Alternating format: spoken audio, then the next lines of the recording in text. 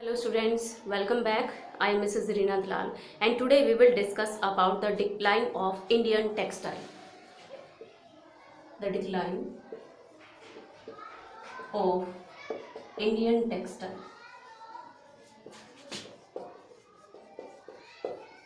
India के अंदर जो पहले टेक्सटाइल जो कपड़े यहाँ पर तैयार किए जाते थे उनकी यूरोप और अमेरिकन मार्केट्स के अंदर बहुत ज़्यादा डिमांड थी, बट धीरे धीरे करके ये डिमांड काफ़ी डिक्लाइन हो गई, डिक्रीज हो गई, बहुत ही कम हो गई।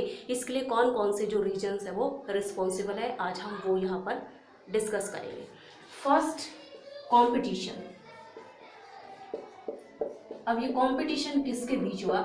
इंडिया के अंदर जो टेक्सटाइल यहाँ पर तैयार किया जाता था और अब जो यूरोपियन कंट्रीज है जैसे कि ब्रिटेन है, इंग्लैंड है, वहाँ पर भी क्या है, टेक्सटाइल तैयार किया जाना शुरू कर दिया गया। बट वहाँ पर क्या है, मशीनरी का ज़्यादा यूज़ होता था, इसलिए लो कॉस्ट पर जो है टेक्सटाइल तैयार हो जाता था। बट इंडिया में ऐसा पॉसिबल नहीं था, इसलिए यूरोपियन और अमेरिकन मार्केट्स के अंदर अब क्या है, जो इंडिया में कपड़ा बन रहा है वो भी जा रहा है और जो यूरोपियन कंट्रीज़ में कपड़ा तैयार हो रहा था वो भी आ रहा है।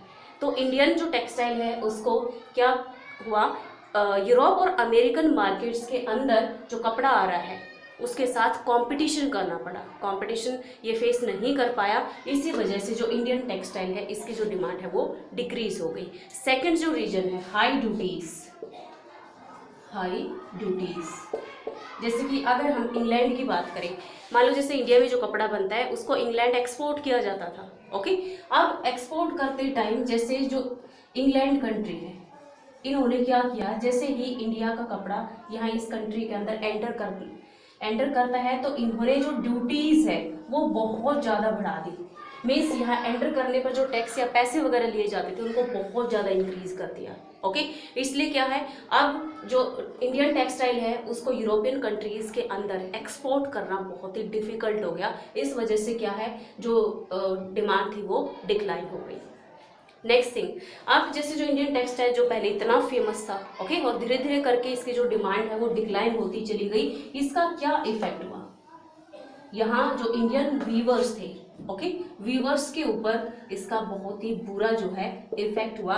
बहुत सारे जो वीवर्स थे, we can say thousands of weavers were thrown out of the employment. इतने सारे व्यूवर्स, उनका काम बिल्कुल बंद हो गया, वो बिल्कुल बेरोजगार हो गए और उनका जो सर्वाइवल है वो भी बहुत ही मुश्किल हो गया। अब इन्होंने क्या किया, जैसे कि जो व्यूवर्स हैं उन्होंने उस टाइम पे यहाँ पर जो भी गवर्नमेंट काम कर रही थी उसको पिटीशन लिखी, उन्होंने एक रिटन फॉर्मल रिक्वेस्ट की गवर्नमेंट से, और क्या कहा कि हमें भी आप प्रोटेक्ट कीजिए। जैसे अदर कंट्रीज़ के अंदर हाई ड्यूटीज़ बढ़ा दी गई है ताकि वहाँ पर अदर कंट्रीज से इंपोर्ट कम से कम हो जाए, तो आप हमें भी ऐसी कोई प्रोटेक्शन दीजिए। बट यहाँ पर उस टाइम पे हमारी कंट्री के अंदर क्या है, ब्रिटिश रूल चल रहा था। British rule, it means British जो गवर्नमेंट है वो यहाँ पर काम कर रहे थे और ब्रिटिश गवर्नमेंट ने ऐसी कोई प्रोटेक्शन देने से रिफ्यूज़ कर दिया, इन्होंने मना कर दिया। ऐसे कोई रूल इन्होंने नहीं बनाए। इससे बहुत सारे जो व्यूवर्स हैं वो बेचारे क्या हुए, बेरोजगार हो गए, उनका काम जो है वो बंद हो गया। Now we will talk about the sword of Tipu Sultan. Sword of Tipu Sultan.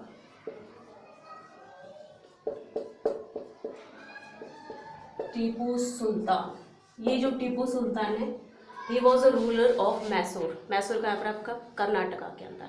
Okay, ये जो टीपू सुल्तान है इसकी जो स्वॉर्ड थी, जो तलवार थी, इसकी बहुत ही स्पेशल थी। 1799 में टीपू सुल्तान ब्रिटिश के साथ जो है वॉर कर रहे थे और उसमें ये मारे जाते हैं। इस टाइम पे ये अपनी इसी स्वॉर्ड के साथ जो है लड़ रहे थे और इसके मरने के बाद टीपू सुल्तान की स्वॉर्ड काफ़ी फेमस थी, इसलिए क्या किया, जो ब्रिटिश पर्सन है इसकी डेथ के बाद इसकी स्वॉर्ड को अपनी कंट्री में ले गए और वहाँ पर म्यूजियम में ले जाके इसको रख दिया। जैसे टीपू सुल्तान के टॉय टाइगर को लेके गए थे ऐसे ही स्वॉर्ड को भी लेके चले गए। लेकिन ऐसा क्या खास है इस स्वॉर्ड के अंदर, ये जो स्वॉर्ड है टीपू सुल्तान की ये वुड्स से बनी हुई थी। वुड्स, अब ये वुड्स किससे बनता था, ये जो वुड्स है साउथ इंडिया के अंदर, इसमें आयरन और प्लस चारकोल, आयरन और चारकोल को मिला के तब ये वुड्स जो है तैयार होता था। इसमें हाई कार्बन स्टील होता था। ये जो स्वॉर्ड थी इसका जो एज है बहुत ज़्यादा शार्प था और ये बहुत ज़्यादा क्या है, हार्ड थी।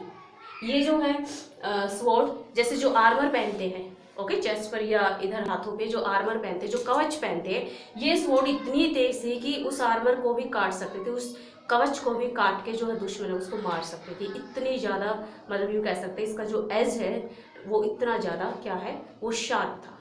ये बहुत ही फेमस जो स्वॉर्ड है ये किसकी थी, टीपू सुल्तान की। तो इसमें कुछ बहुत ज़्यादा जो है खास बातें थी, इसलिए क्या है, जो ब्रिटिश पर्सन है टीपू सुल्तान की डेथ के बाद जो स्वॉर्ड है उसको अपने साथ अपनी कंट्री में लेके चले गए।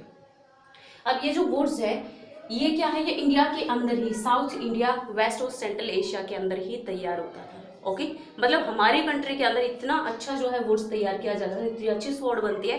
बट ब्रिटिश के आने के बाद जो ब्रिटिश हैं उन्होंने क्या किया, यहाँ पर फॉरेस्ट को रिजर्व कर दिया। फॉरेस्ट को रिजर्व करने के बाद धीरे धीरे करके जो वुड्स तैयार करने का यहाँ पर काम था वो धीरे धीरे करके खत्म होता चला गया। Okay, the next topic we will discuss in next video.